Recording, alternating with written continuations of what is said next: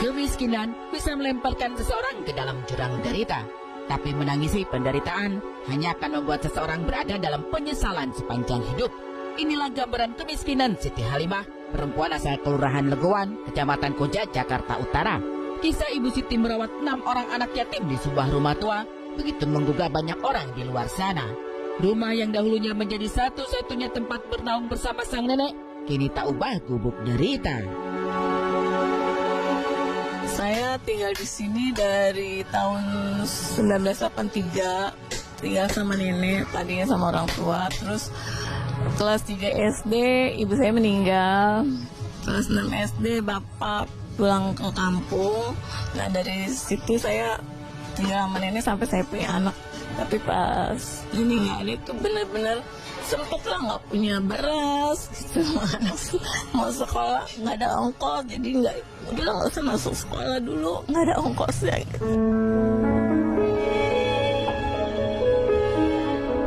Sosok yang nanti orang tua yang sayang sama saya, bantu saya setiap hari gitu ya.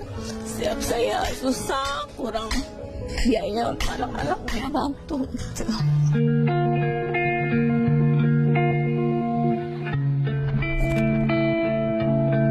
Terletak di sebuah kawasan padat penduduk, rumah Siti Halimah tampak berbeda dari yang lain. Dari pintu masuk jelas terlihat pemandangan tak mengenakan. Mulai dari ruang tamu sempit dan pengap, lalu perabotan rumah yang terbengkalai, juga pemandangan dapur dan bagian kamar mandi yang nyaris tak layak digunakan. Kondisi itu diperparah dengan atap rumah yang bolong, hingga membuat air merembes sampai ke kamar di lantai 2. Hal ini pun membuat para konten kreator yang melihat pertama kali rumah Siti hanya bisa mengelus dada.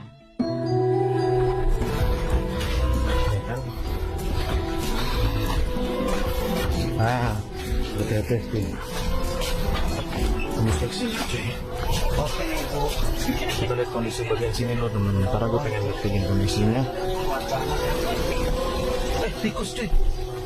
Ini. Teman-teman bisa ngeliat ya. Terus lah. Trip juga teman-teman. Udah lama itu hancur emang. Takutnya roboh kan. Khawatir banget saya. Apalagi kalau udah banjir kan. Sampai apa penuh itu airnya. Makanya kan dipinjemin ini apa namanya? Tempat tidur sama mama saya. Karena kasihan. Ya nggak nyangka juga sih karena kondisinya itu ya banyak tikus di mana-mana.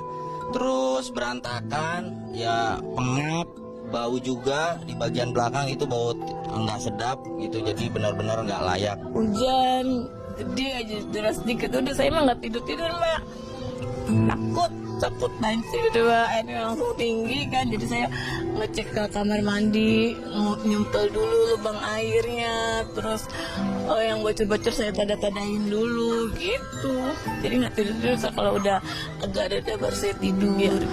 Karena lagi itu saya tidur entah jam berapa ya, sekitar jam 2 malam lah ada bunyi gabruk gitu kan. Saya turun tuh ke bawah, posisi saya pas tidur di atas kan, saya lihat ke bawah di dapur nggak ada yang jatuh apa-apa tuh, nggak ada yang berantakan ya. Pas saya nengok ke kamar mandi itu ternyata atasnya kamar mandi gabruk ke itunya, kayu-kayunya tuh gabruk ke kamar mandi semua. Nestapa hidup Ibu Siti bersama 6 orang anak di rumah tua begitu menguras pedih. Setiap orang memandang rumah itu mengurai kesan yang paling sedih. Ingin sekali Siti Halimah memboyong ke 6 anaknya pindah ke rumah yang lebih layak huni. Tapi karena kendala ekonomi, ia harus bertahan di sana. Bersama 6 orang anak, Siti Halimah harus tidur bergantian di ruang tamu, satu-satunya tempat yang bisa dijadikan kamar. Sini nih yang di depan kan anak saya udah ada yang besar kan 3 ya kan. Jadi yang 2 ini suka nginep-nginep di rumah temennya. Kan kalau di sini berempat, saya dan 3 anak kan sempit banget. Sedangkan kasur nomor 2. Kalau ber-6 ya nggak bisa. Iya, karena nggak ada biaya mbak untuk kontrak-kontrak itu kan. Sedangkan di sini saja kontrakan sepetak aja sebulannya 700.000, belum sama listrik air. Ya jadi ya lumayanan lah untuk tempat teduh gitu kan. Melihat kondisi warga yang sangat minim, kita sudah berusaha untuk mencari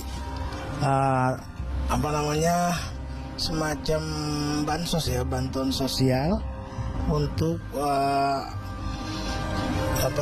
bedah rumah. Ya alhamdulillah, cuman persyaratannya agak berat ya. Harus ada semacam akte pemilikan tanah ya atau SHM. Ternyata beliau belum di sertifikat gitu, jadi sulit. Sudah hampir 40 tahun Siti Halimah tinggal di rumah tua itu. Tak terhitung sudah berulang kali Siti mencari bantuan ke kelurahan atau ke dinas sosial untuk merenovasi rumah tersebut. Hanya saja usahanya tak kunjung membawa hasil. Sementara setiap musim hujan, Siti bukan saja bertaruh dengan bahaya mencegah air masuk ke rumah, ia juga harus berjuang membawa keenam anaknya mengungsi ke tetangga. Kondisi inilah yang akhirnya menggugah banyak orang untuk berdonasi sekaligus merenovasi rumah tersebut.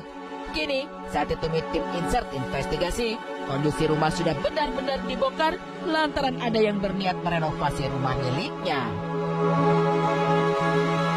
Rumah akhirnya direnovasi ya Bu ya. Ini saya lihat-lihat memang sebelumnya platform ini sudah begini atau udah, Ini karena sering kena bocor dari atas. berarti ini yang Jadi paling gini nih, ini masih mending. Soalnya kan di atas masih saya tadain tempayan gitu kan buat nampung air yang bocor itu.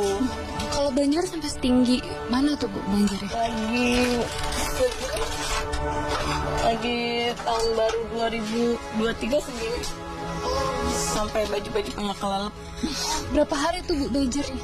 2 hari. 2 hari. Cuma di rumah Ibu aja berarti. Iya. Kalau yang lainnya mah nggak aman, yang rumah lain mah itu cuma lewat doang. Kalau rumah saya sampai 3 hari baru surut. Tangga menuju kemana nih Bu? Ke atas tempat tidur. Oh. Ada kamar saya, awalnya tuh kamar saya dengan kalau kamar saya disekat, kalau anak-anak tuh ngeblong aja. Berarti ibunya itu berada di lantai. Pas iya, berhubung pada bocor, udah pindah ke bawah. Bocor itu kenapa bisa bocor tuh? Apa karena rumah udah lama? Gentengnya pada melorot, Mbak. Gentengnya pada melorot. Jadi namanya genteng model zaman dulu kala kan, genteng tanah liat gitu. Karena kucing apa langsung pada melorot. Kini Siti Halimah bisa sedikit menarik nafas lega lantaran rumahnya mulai direnovasi. Setidaknya untuk hari-hari ke depan, Siti dan 6 orang anaknya tidak was-was tidur di rumah sendiri. Oleh sebab itu, Siti tak henti mengurai rasa syukur dan terima kasih dengan tumpahan air mata. Alhamdulillah ketemu di merah putih yang gercep banget. Langsung hari Minggu tinjau, langsung respon penontonnya baik, langsung dikerjakan pokoknya. Sangat bahagia banget karena ternyata di Indonesia ini tidak kekurangan orang baik. Jadi masih banyak orang-orang yang ada di Indonesia ini peduli gitu dengan kondisi saudara kita yang memang butuh bantuan, butuh pertolongan gitu.